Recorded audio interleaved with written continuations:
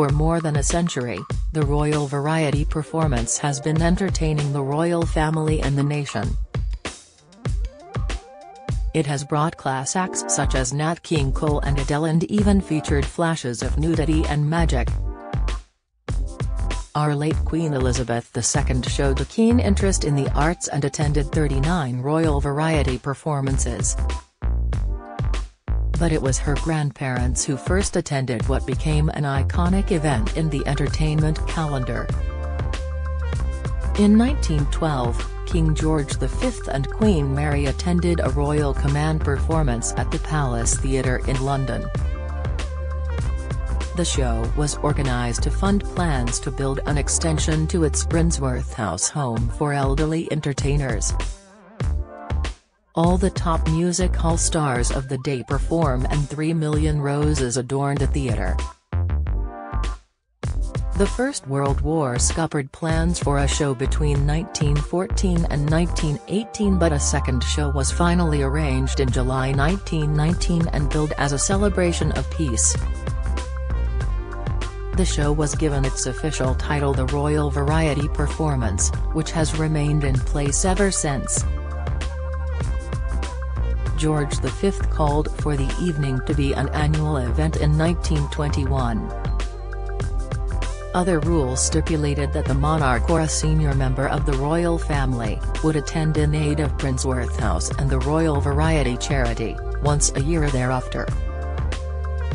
The charity's chair, Giles Cooper, gave a heartfelt statement yesterday as the world learned of Her Majesty's passing.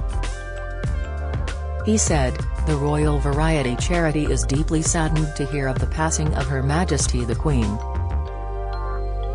Her Majesty was patron of the Royal Variety Charity for 70 years, taking on this duty after the death of His Majesty King George VI in 1952.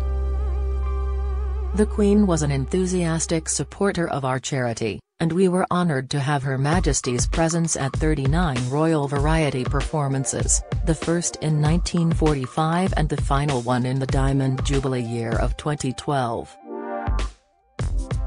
The Royal Variety Charity sends its sincere condolences to His Majesty the King and the entire royal family."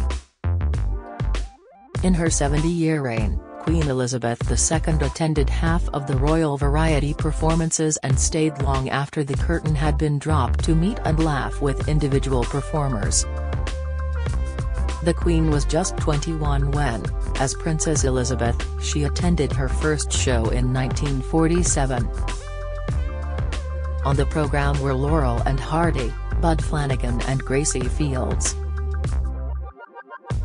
In 1952, Queen Elizabeth II attended her first Royal Variety as monarch. Norman Wisdom and the Beverly Sisters were among the performers making their royal debut as the new young queen proclaimed, "This is the best show of all." The 1950s saw performances from Count Basie and his orchestra, Dame Vera Lynn, Morecambe, and Wise, Judy Garland and Gracie Fields. The dawn of the 1960s welcomed the first televised Royal Variety performance. An electrifying Sammy Davis Jr. took to the stage for his first appearance of 4. The swinging 60s saw the Queen entertained by Shirley Bassey, Cilla Black, the Two Ronnies, Nat King Cole, Lulu Ann Morecambe and Wise. But it was the Beatles who made the most notable appearance of the decade as they caused hysterics in 1963 when John Lennon famously said, "For our last number I'd like to ask your help, will the people in the cheaper seats clap your hands? And the rest of you, if you'll just rattle your jewelry." The 1970s welcomed huge names like Harry Belafonte, Max Boyce, the Jackson 5 and Little and Large. And after 16 years of recorded television broadcasts, the show went out live in 1977 outlive for the first time. That year's lineup featured Lionel Blair and Shirley Bassey. The 1980 show had particular significance, as it marked Her Majesty the Queen Mother's 80th birthday. The show took the Queen and the Queen Mother on a journey from a nostalgic look back to the 1930s to the exciting tempo of the 1980s. That decade saw Her Majesty presented to Rowan Atkinson, Michael Ball, Shirley Bassey, the two Ronnies, Sammy Davis, Aretha Franklin, Dolores Gray, Kylie Minogue, for her first of many performances in years to come, and Elaine Paige. The 90s saw Princess Diana attended her one and only performance with the then Prince of Wales, Charles. The pair stood in for the Queen before, 3 years later, Her Majesty attended a performance the same night Diana's infamous Panorama interview is broadcast. That decade, the Queen greeted the likes of Bewitched, Michael Ball, Andrea Bocelli, Bee Gees, Boyzone, Darcy Bussell, Steve Coogan, Charlotte Church, Celine Dion, Gloria Estefan, Leanne Rimes, Spice Girls, Take That, and Roger Moore. Following the turn of the century, Prince Philip was heard to be up to his usual naughtiness as he was heard to mutter, "I wish he'd turn the microphone off," during Elton John's performance. While meeting the singer alongside the Queen later, he told Elton, who had just sold his Watford FC-themed Aston Martin, "Oh, it's you that owns that ghastly car, is it? We often see it when driving to Windsor Castle." The Naughties brought performances from Anastasia, Andrea Bocelli, Bon Jovi, Russell Brand, James Blunt, Alexandra Burke, Busted, Charlotte Church, Miley Cyrus, Craig David, Gloria Estefan, Gareth Gates, Whoopi Goldberg, Luciano Pavarotti, Rod Gilbert, Enrique Iglesias, Jethro, Chaka Khan, Jennifer Lopez, McFly, Michael McIntyre, Al Murray, Rihanna, Shania Twain, Meat Loaf, Leona Lewis, Liza Minnelli and Bette Midler. The first ever winner of Britain's Got Talent, Paul Potts, stunned the nation with his rendition of Nessun Dorma. And in 2009, dance troupe Diversity burst onto stage after winning the show and the chance to perform for Her Majesty. That year saw the Queen meet Lady Gaga, who was dressed in a red PVC suit and 20-feet cloak topped with an Elizabethan-style ruff.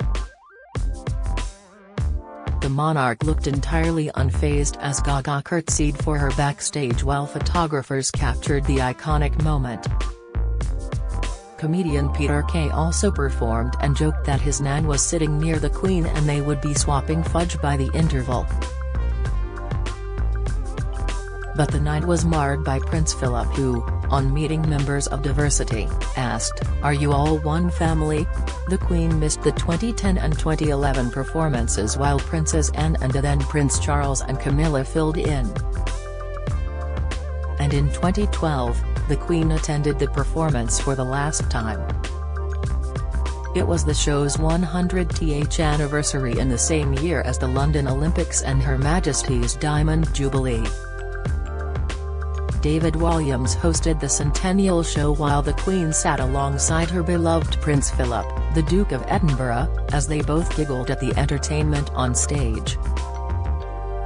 She wore a stunning silver mesh lace evening dress embellished with crystal diamante, designed by Angela Kelly as she stepped out for the event at the Royal Albert Hall. The monarch was treated to an evening of James Bond-themed entertainment to mark the film franchise's 50th anniversary.